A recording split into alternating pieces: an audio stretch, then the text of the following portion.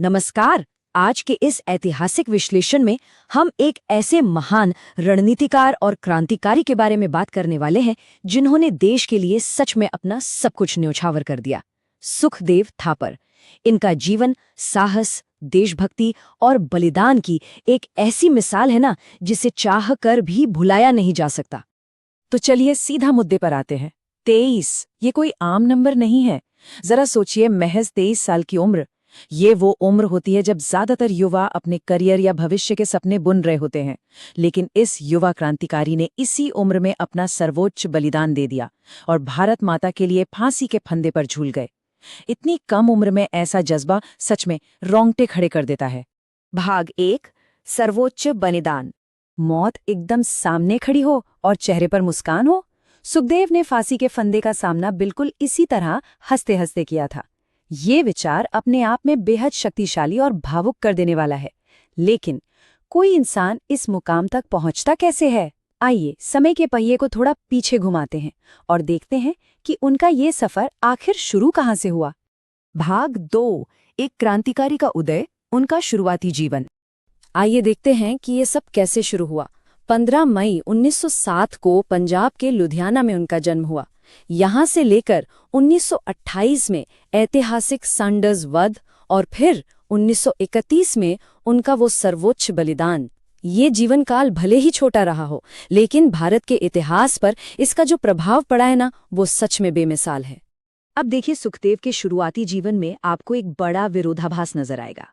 एक तरफ वो बचपन है जिसने बहुत ही कम उम्र में पिता को खो दिया, जिसके बाद उनका पालन पोषण उनके ताऊजी ने किया, और दूसरी तरफ एक ऐसा युवा है जिसके जीवन में एक बहुत ही स्पष्ट और महान उद्देश्य है। वो बचपन से ही बेहद साहसी और तेज दिमाग वाले थे। जैसे जैसे भारत पर अंग्रेजों के अत्याचार बढ़ते गए, देश को आजाद कराने की उनकी बेचैनी भी बढ़ने लगी। उन्होंने स्कूल और कॉलेज के दिनों से ही देशभक्ति की आग से भरे युवाओं को एक साथ जोड़ना शुरू कर दिया था। और यहीं पर आता है वो ऐतिहासिक मोड़, लाहौर का नेशनल कॉलेज, जिसे लाला लाजपत राय जी ने स्थापित किया था। उस समय ये जगह ब्रिटिश विरोधी विचारधारा का एक बहुत बड़ा केंद्र बन चुकी थी। और यहीं सुखदेव की मुलाकात हुई भगत सिंह और शिवराम राजगुरु से। इन तीनों महान हस्तियों का एक साथ आना कोई मामूली बात नहीं थी। ये तीनों एक ऐसे अटूट लक्ष्य के लिए साथ आए थे जिसे दुनिया की कोई ताकत हिला नहीं सकती थी, और वो लक्ष्य था भारत को अंग्रेजों की गुलामी से पूरी तरह से मुक्त कराना। भाग 3, HSRA का गठन। हिंदुस्तान सोशलिस्ट रिपब्लिकन एसोसिएशन यानी HSRA। अब देखिए, जब शांतिपूर्ण और अहिंसक विरोध प्रदर्शनों से अंग्रेजी हुकूमत के कानों पर जूं तक नहीं रेंगी, तब हमारे इन युवाओं को सशस्त्र संघर्ष की जरूरत महसूस होने लगी। इसी विचार के नतीजे के तौर पर यह क्रांतिकारी संगठन उभर कर सामने आया, जिसका सिर्फ एक ही मकसद था, लड़कर भारत की आज़ादी छीनना। अब जो बात यहाँ सबसे दिलचस्प है वो ये कि सुखदेव सिर्फ मोर्चे पर खड़े होकर लड़ने वाले योद्धा नहीं थे। वो असल में पर्दे के पीछे के एक बेहद ही समझदार और शानदार रणनीतिकार थे।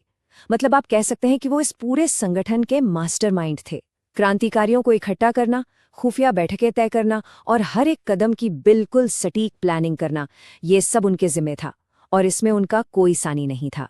भाग 4, सैंडर्स वध, एक ऐतिहासिक मोड़। अब जरा इस घटनाक्रम को समझिए।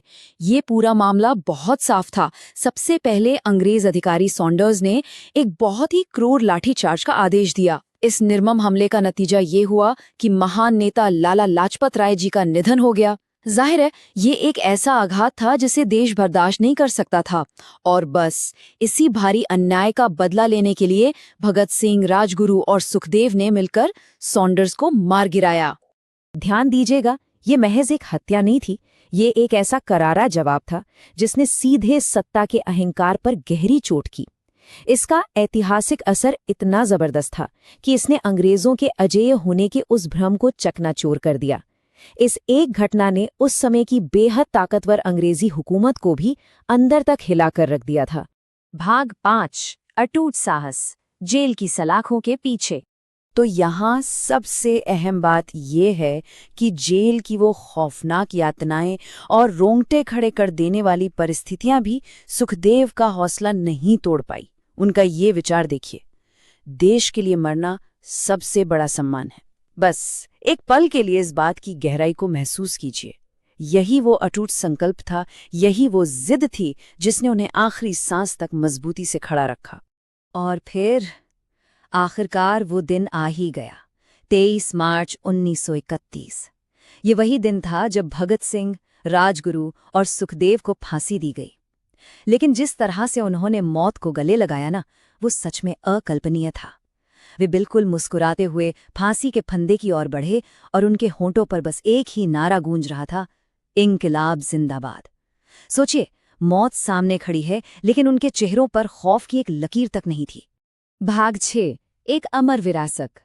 और यह हमें बहुत ही स्पष्ट रूप से दिखाता है कि सुखदेव थापर का नाम महज इतिहास की किताबों में बंद रहने वाला नाम नहीं है। उनका ये सर्वोच्च बलिदान पूरे भारत के युवाओं के लिए प्रेरणा का एक ऐसा समुंदर बन गया जो कभी सूख नहीं सकता। आज भी जब भी वीरता, निस्वार्थ त्याग और सच्ची देशभक्ति की बात होती है तो उनका नाम सबसे ज्यादा सम्मान के साथ लिया जाता है। कहते हैं ना, जो इंसान सच्चाई और अपने देश के लिए लड़ता है वो इतिहास में हमेशा के लिए अमर हो जाता है। तो अंत में ये पूरी कहानी हमारे सामने एक बहुत बड़ा सवाल छोड़ जाती है।